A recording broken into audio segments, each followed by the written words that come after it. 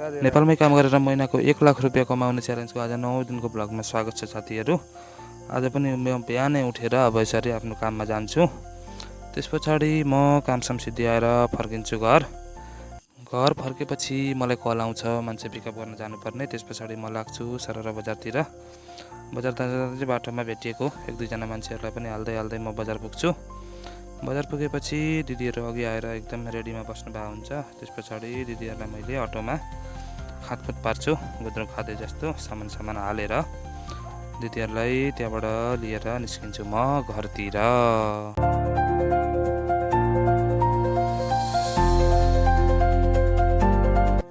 घर पुगिसकेपछि दिदीहरूलाई म फेरि त्यहाँबाट उतारेर सामान झारिदिन्छु। झारेर त्यस पछाडि मैले लिन्छु भाडा लिएपछि फेरि मलाई तुरुन्तै अर्को भाडा जानुपर्ने कल आउँछ।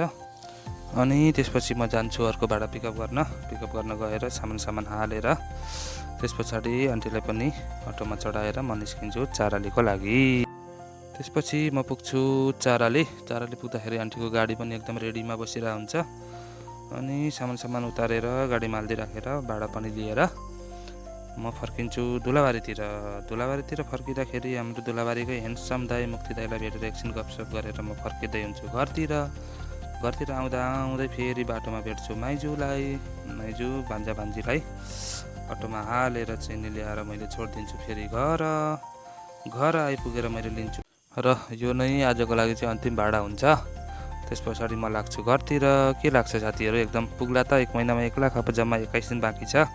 कृपया भिडियो मन परे लाइक शेयर फलो गरेर साथ दिनु होला, त कमेन्ट पनि गर्नु होला।